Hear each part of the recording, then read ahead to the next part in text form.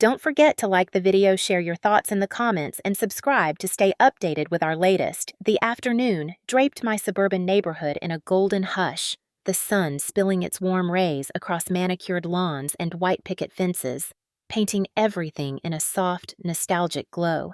I sat at my kitchen table, cradling a steaming mug of chamomile tea, its floral scent curling around me like a gentle embrace. At 42, I, Nora Ashwood, had grown accustomed to these quiet moments. Too accustomed, perhaps. 5 years had passed since my husband, Michael, slipped away after a sudden illness, leaving me with a house too big and a heart too heavy. The tranquility I'd carved out for myself was a fragile thing, a delicate armor against the loneliness that often crept in like a thief. I savored the peace, but some days, the silence pressed against my chest, a reminder of all I'd lost. A sharp knock on my door jolted me from my reverie, the sound slicing through the stillness like a blade. My brow furrowed. I wasn't expecting anyone. Setting my mug down, I smoothed the hem of my cream sweater and walked to the door, my slippers whispering against the hardwood floor. When I opened it, there stood Liam Carver, my next-door neighbor, his broad shoulders filling the frame. At 40, Liam was a striking man, ruggedly handsome with deep green eyes that crinkled at the corners when he smiled, and a quiet confidence that seemed to draw people in without effort. We'd always been friendly, exchanging waves across the yard or chatting about our shared love for gardening. But this was different. His usual easy grin was absent, replaced by a tight-lipped tension, his hands fidgeting at his sides. "Hi, Nora," he said, his voice low and careful, like he was testing the waters. "I hope I'm not interrupting."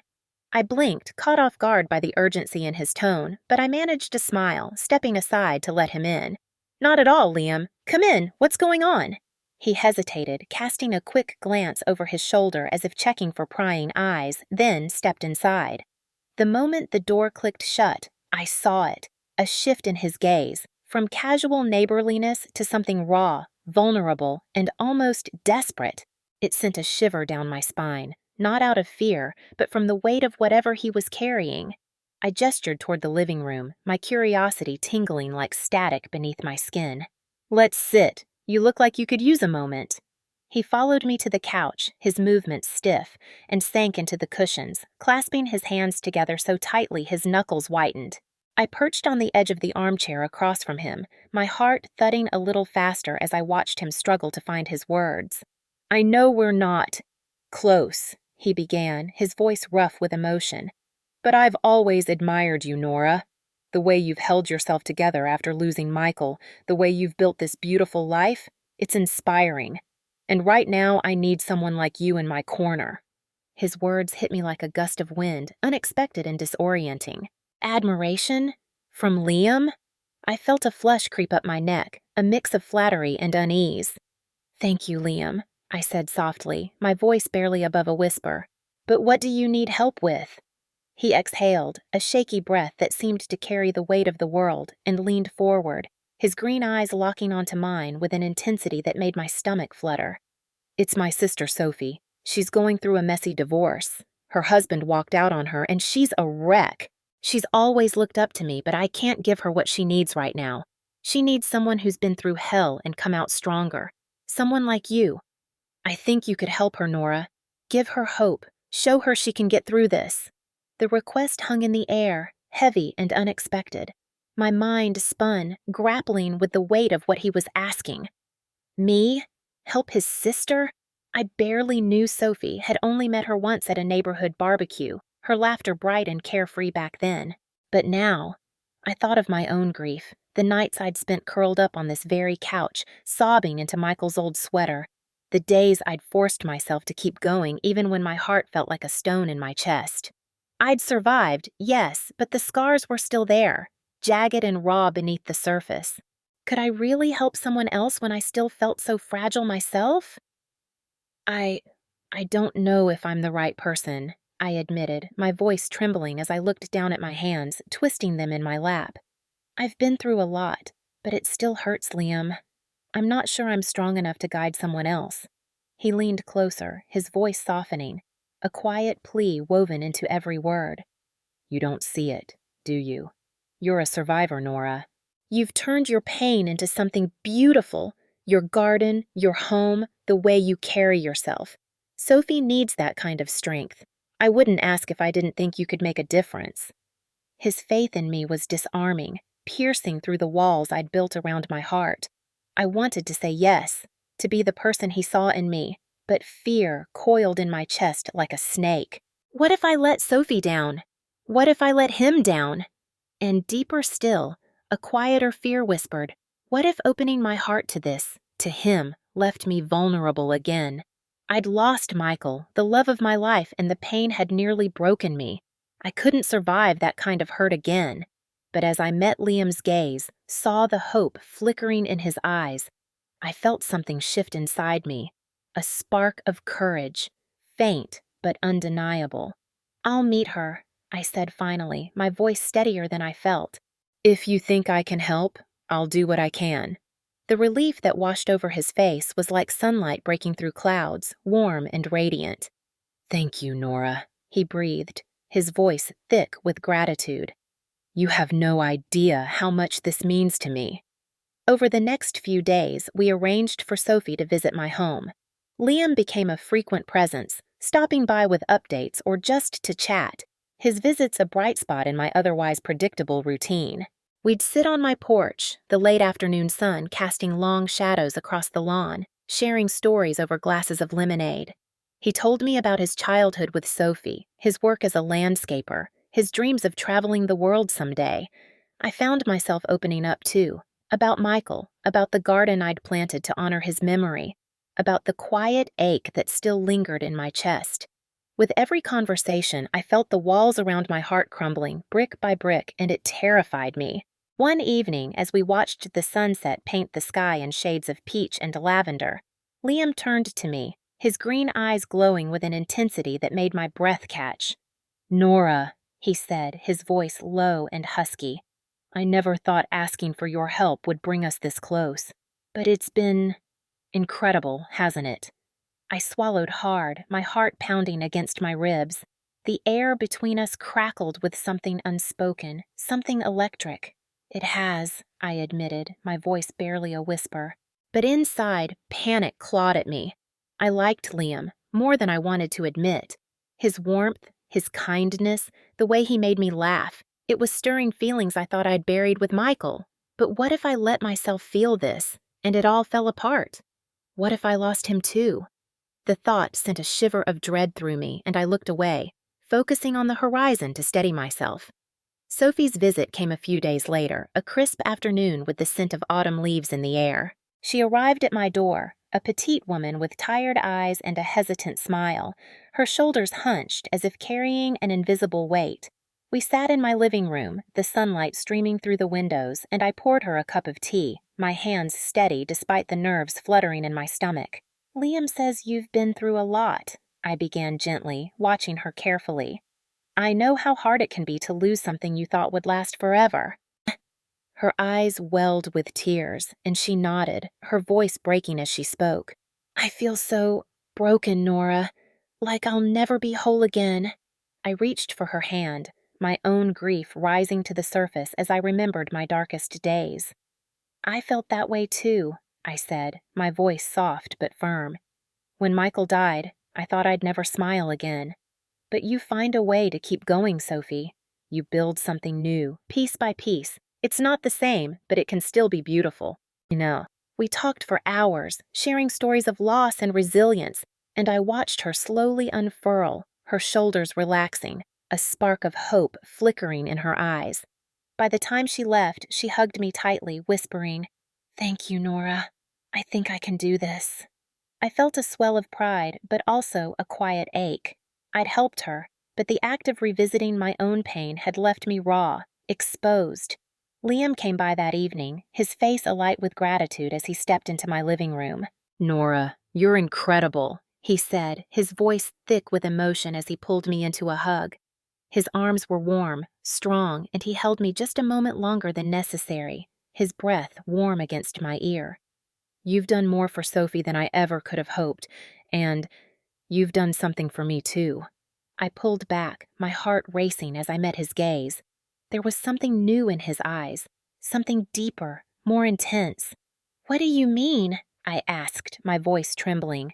He smiled, a soft, vulnerable curve that made my chest ache. "You've reminded me what it feels like to care about someone again, to feel alive." The words hung between us, heavy with meaning, and I felt a rush of warmth and fear. I cared about him too, more than I'd let myself admit, but the thought of opening my heart again terrified me. "Liam, I started, my voice faltering as I stepped back, my hands twisting together. "I don't know if I can do this. I loved Michael so much, and losing him nearly destroyed me. I can't go through that again." His expression softened, and he took a step closer, his voice gentle but firm. "I'm not asking you to forget him, Nora. I'd never do that. But what if what we're feeling, is a chance at something new, something worth the risk?" I wanted to believe him, wanted to let myself fall into the warmth of his words, but the fear held me back, a cold, heavy weight in my chest. "I need time," I whispered, my voice barely audible. I need to be sure." He nodded, his eyes never leaving mine. "Take all the time you need. I'm not going anywhere." The days that followed stretched into a quiet tension, each moment laced with unspoken possibilities. Liam respected my need for space, but his presence lingered in my thoughts, a persistent hum I couldn't silence. I found myself watching him from my kitchen window as he tended his garden, his broad shoulders moving with a rhythm that felt oddly comforting. My heart ached with a mix of longing and dread. Longing for the connection we'd begun to forge, dread of the pain that might follow if I let myself fall. I'd built a life of safety after Michael's death, a fortress of routine and solitude, and the thought of dismantling it for Liam sent a shiver of panic through me. What if he left too? What if I gave him my heart only to watch it shatter again? To distract myself, I threw myself into preparing for Sophie's next visit. She'd called a few days after our first meeting, her voice brighter, asking if we could talk again. I agreed, welcoming the chance to focus on someone else's healing rather than my own tangled emotions. When she arrived that Saturday, the air crisp with the promise of autumn, I greeted her with a warm smile, ushering her into the living room where a pot of tea waited. She looked different, her shoulders straighter, her eyes less shadowed, and as we settled onto the couch, I felt a flicker of pride. "You seem stronger," I said, pouring her a cup, the steam curling between us. She nodded, a small smile tugging at her lips. "I feel it, Nora. Talking with you. It's like you've given me permission to hope again. I didn't think I could after everything." Her words warmed me, but they also stirred a restless ache. I'd helped her, yes, but every story of resilience I shared with Sophie echoed my own journey. The nights I'd cried myself to sleep, the mornings I'd forced myself to rise despite the emptiness. Helping her was a mirror, reflecting my own vulnerability, and it made me question whether I could risk that pain again with Liam. "I'm glad," I said softly, my voice catching as I met her gaze. "It took me a long time to find my footing after Michael. Sometimes I still stumble." Sophie reached for my hand, her touch gentle but firm. "You're braver than you think, Nora, and Liam talks about you a lot. He's different since he met you. Happier." Her words hit me like a wave, flooding me with a mix of joy and terror. Liam happier? Because of me? The thought sent my heart racing, but the fear tightened its grip, whispering warnings of loss and heartbreak. I forced a smile, changing the subject to her progress, but her words lingered, a quiet echo in my mind. That evening, Liam stopped by, his knock soft but insistent. I opened the door, and there he stood, his green eyes searching mine with an intensity that made my breath hitch. "Sophie told me how much you've helped her," he said, stepping inside, his voice rough with emotion. "I can't thank you enough, Nora." I closed the door behind him, my hands trembling slightly as I turned to face him. "It's been good for me, too," I admitted, my voice barely steady. "But Liam, I've been thinking." "About us." His expression softened, a flicker of hope igniting in his gaze as he moved closer. "What about us?" I took a deep breath, the words clawing at my throat. "I feel something for you, something I haven't felt in years, but I'm scared. Losing Michael nearly broke me, and I don't know if I can survive that kind of pain again." What if this ends badly? What if I let you in and you leave? The vulnerability in my confession hung between us, raw and exposed. Liam's face tightened, a flash of pain crossing his features before he stepped forward, closing the distance until I could feel the warmth radiating from him. "Nora," he said, his voice low and fervent, "I can't promise you forever. I don't have that kind of power, but I can promise you this. I'm here, right now, because I want to be. Because you've brought light back into my life when I didn't think it was possible. I'm not going anywhere unless you tell me to." His words pierced through my fear, a lifeline in the storm of my doubts. I wanted to believe him, to let myself fall into the safety of his promise. But the memory of Michael's absence still haunted me, a ghost in every quiet moment. "I need to be sure," I whispered, my eyes glistening with unshed tears. "I need to know this is real." He nodded, his hand reaching out to brush a tear from my cheek, his touch gentle but electric. "Then let me show you," he murmured, his voice a velvet caress. "Let me prove it." The next few weeks were a dance of closeness and caution. Liam visited often, bringing flowers from his garden or cooking dinner in my kitchen, his laughter filling the rooms that had been silent for too long. Each moment deepened our bond, his hand lingering on mine as we washed dishes, his gaze holding mine a beat too long over candlelight.